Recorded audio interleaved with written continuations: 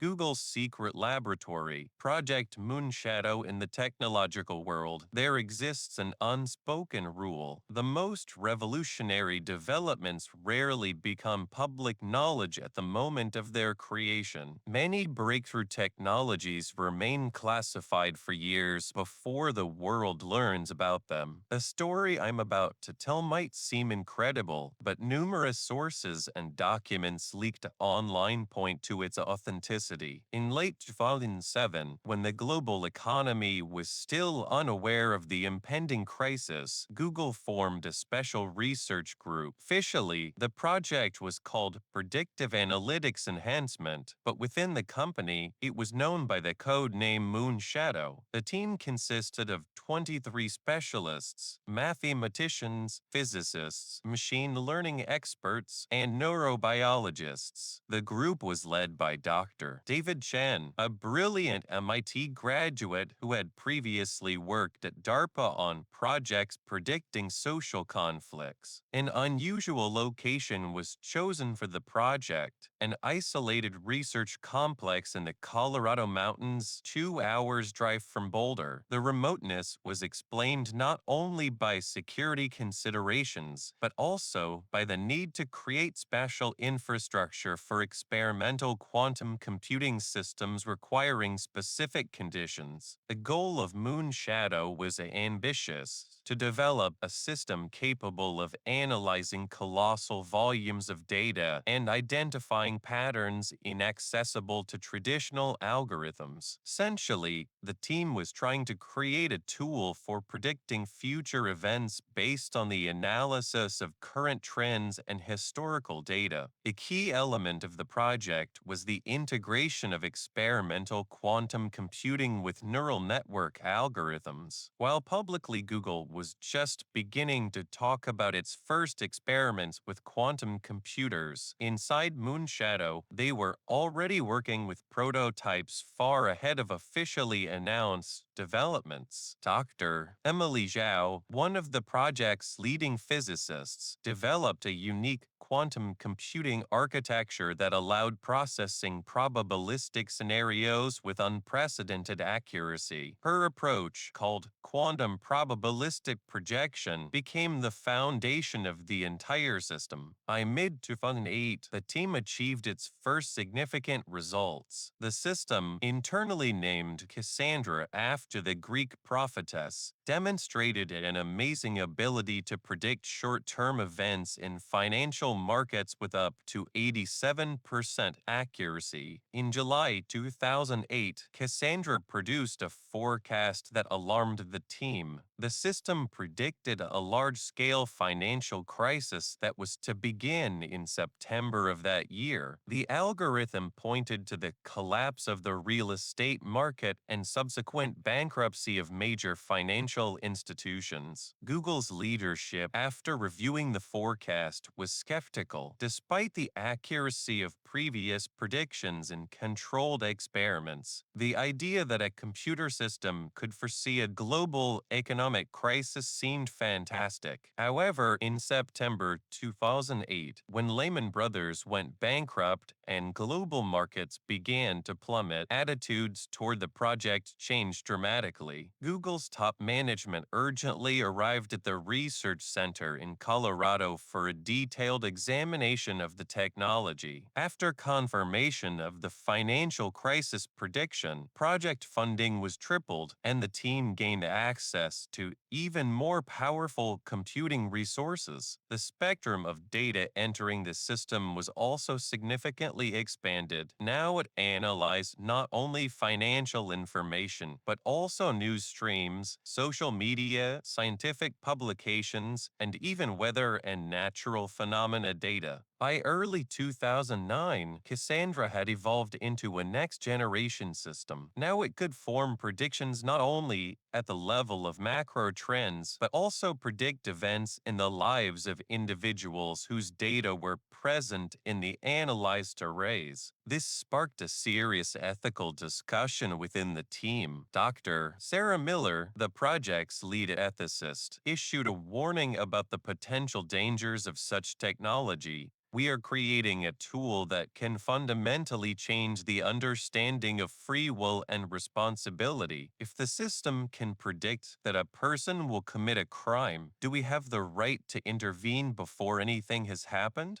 The project leadership decided to limit personal predictions, focusing on predicting events affecting the large groups of people or organizations. However, the system continued to collect and analyze personal data as part of its training pace. In March 2009, an event occurred that radically changed the course of the project. Cassandra generated a specific prediction concerning project leader David Chen. The system predicted that his wife Lynn would die in a car accident in 17 days. According to protocol, personal predictions were not to be passed on to interested parties. However, Chen, discovering this prediction while analyzing data, faced an unbearable choice: follow protocol or try to prevent the tragedy. After agonizing deliberation, he decided to break the rules. Chen convinced his wife to cancel a planned trip to San Francisco where, according to the prediction, the accident was to occur. Instead,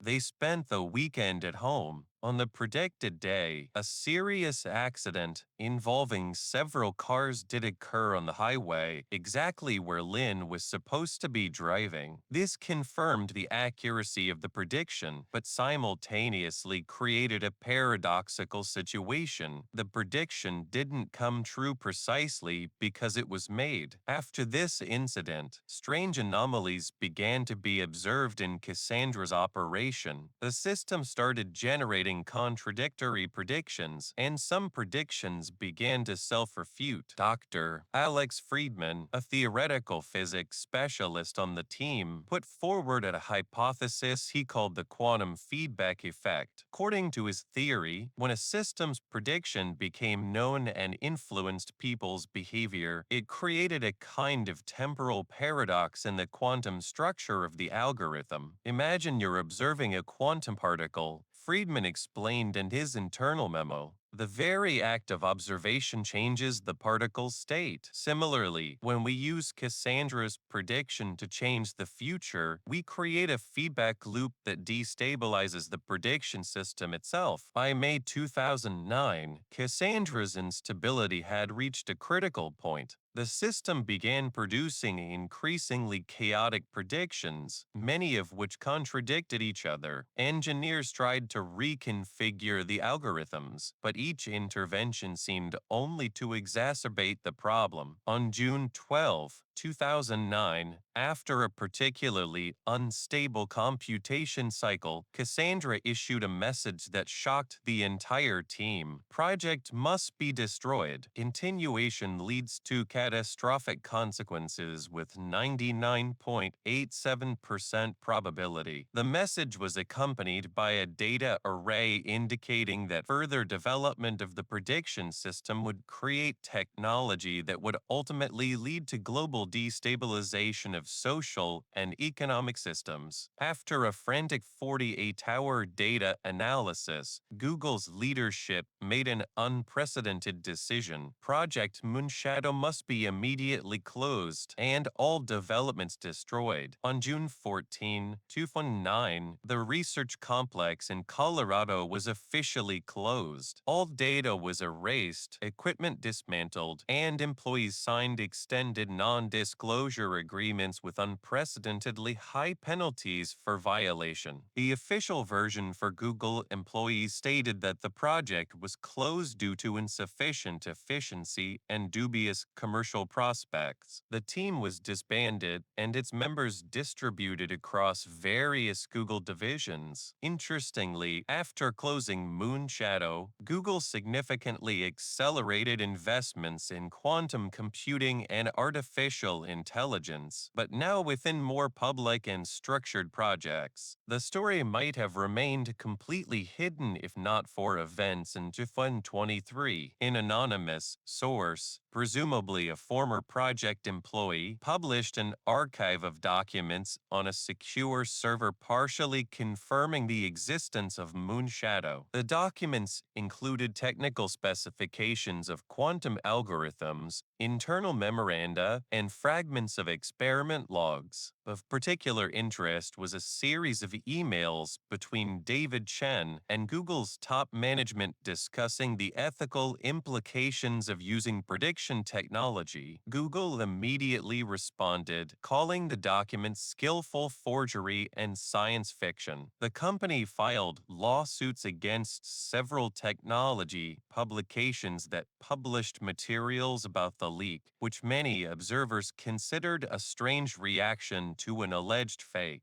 The fates of project participants turned out differently. David Chen left Google in 2010 and founded a cybersecurity startup, which was acquired by Microsoft for an impressive sum. He rarely gives interviews and never comments on his work at Google. Dr. Emily Zhao now heads a research group at IBM Quantum working on commercial quantum computers. In her public speeches, she sometimes mentions early experiments with quantum prediction algorithms, but never goes into details. Alex Friedman left the technology industry completely and now teaches philosophy of science at a small college in Vermont. In 2019, he published a science fiction novel, The Foresight Loop, whose plot remarkably resembles the events of Project Moon Shadow. Although officially Moon Shadow never existed, its influence on the technological landscape